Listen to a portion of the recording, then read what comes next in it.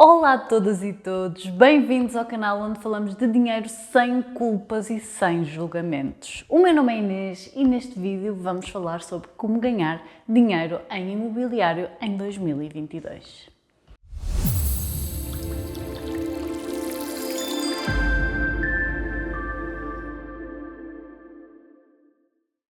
Olá, eu sou apaixonada por imobiliário, é um tema que ainda não falei muito aqui no canal, mas se quiseres ouvir mais, deixa-me nos comentários. Obrigada por estares aí, obrigada por apoiares este canal. Já agora aproveito para relembrar que ainda não subscreveu, pode fazê-lo por aqui, também ativar o sininho para ter notificações sempre que houver novos vídeos. Todas as semanas temos um novo vídeo.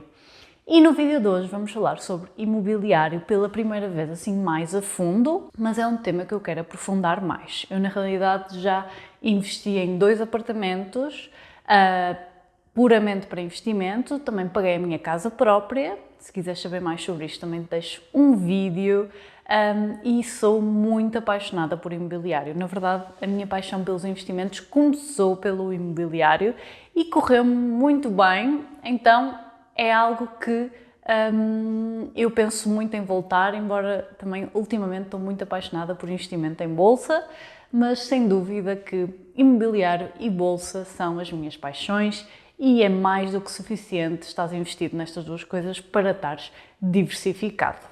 Investir em imobiliário, a primeira coisa que eu te quero dizer é que tem que ser uma atitude não emocional. Isto é muito, muito importante. Uma coisa é uma casa para tu viveres, que não é um investimento, é um gasto, pode ser um bom gasto, mas é um gasto. Outra coisa é uma casa para investimento.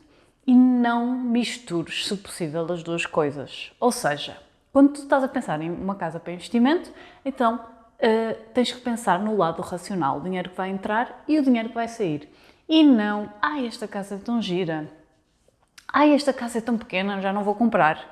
Não interessa muito o que é que tu achas, interessa muito se alguém vai valorizar a tua casa ao ponto de pagar uma renda por ela e o que é que está a acontecer à volta que te leva a pensar que isso é possível, ok? Portanto, é muito importante.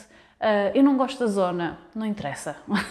Eu não vivia aqui, também não interessa nada. O que interessa é se o mercado valoriza isso de alguma forma e a que preço, ok? Portanto, isto é tão importante, porque eu sinto que a maioria das pessoas compra uma casa porque acha que uma casa é um bom investimento. Na maioria das vezes a verdade é que não é. Na maioria das vezes estaríamos muito melhor a investir em bolsa do que no imobiliário, mas como não sabemos investir em bolsa, investimos em imobiliário.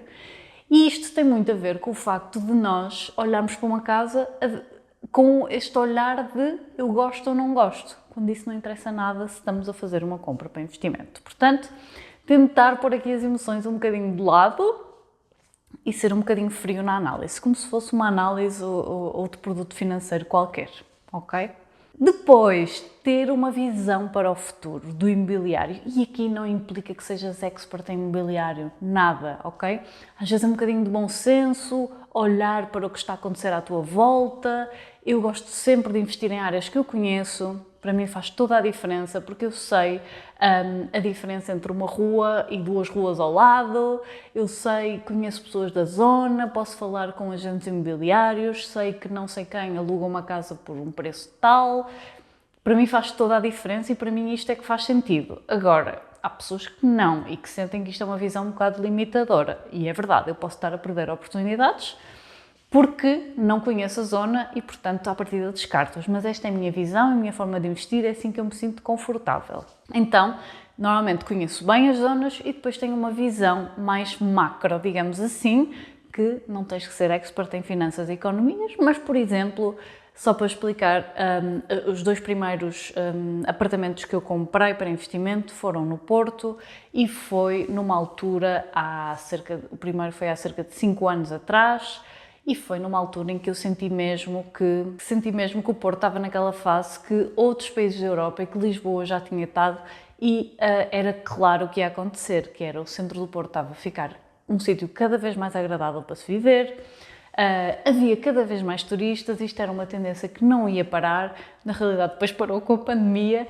mas o que não parou foi o quão bom é viver no centro do Porto, assim como em outras cidades aconteceu exatamente o mesmo e, portanto, havia uma tendência para os preços subirem e para as rendas subirem. Isto foi a minha visão que se concretizou. Efetivamente, os apartamentos que eu comprei subiram significativamente de preço e mesmo que eu não tivesse vendido, vendi um, na realidade as rendas que eles me dão são muito interessantes, então digamos que a minha visão estava certa, ok?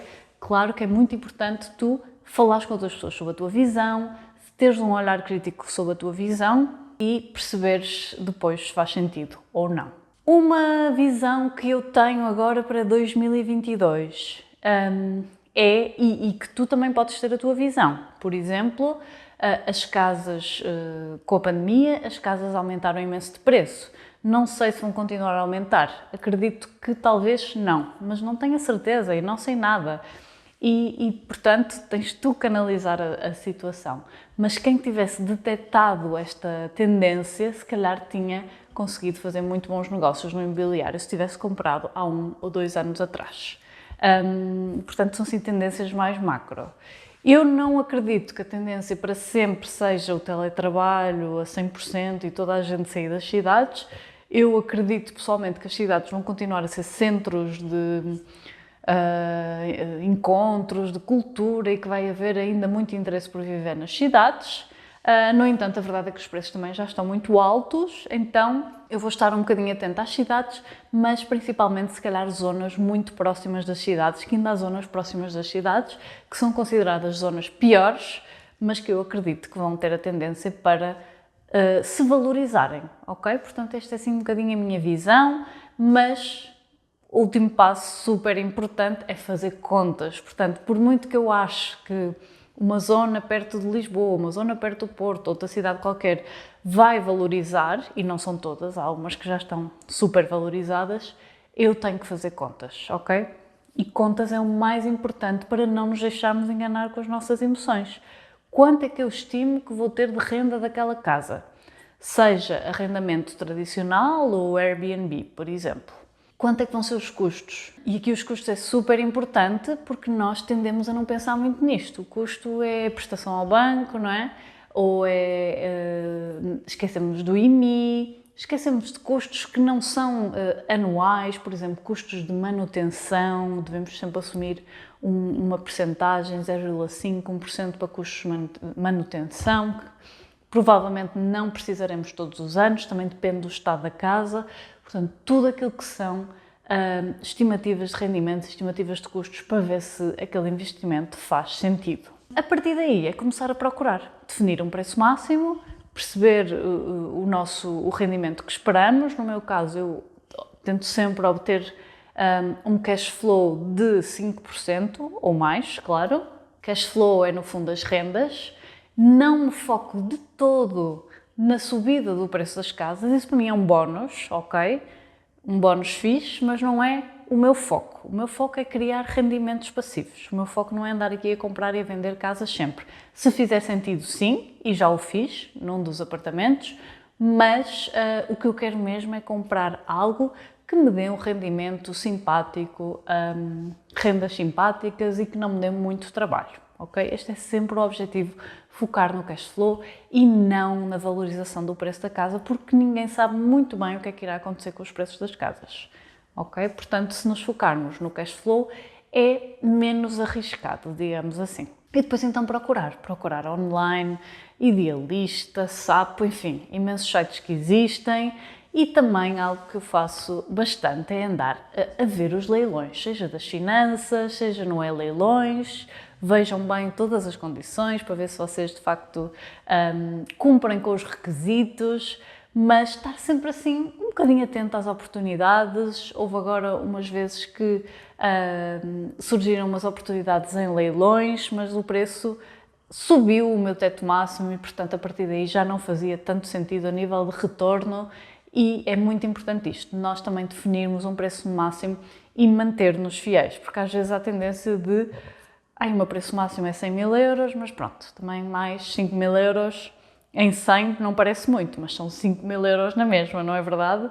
E portanto é importante aqui definir também o teu teto máximo e manter-te fiel a este teto máximo, ok? Isto é assim super genérico, se quiserem que eu fale mais detalhe de algum destes temas eu posso falar, também é algo que eu, se tiver alguma oportunidade, vou aqui partilhar com vocês, o meu raciocínio, mas se quiserem saber mais detalhes, deixem-me aqui nos comentários que tema é que gostavam que eu aprofundasse mais e eu vou fazê-lo nos próximos vídeos. Obrigada por estares aí e até à próxima!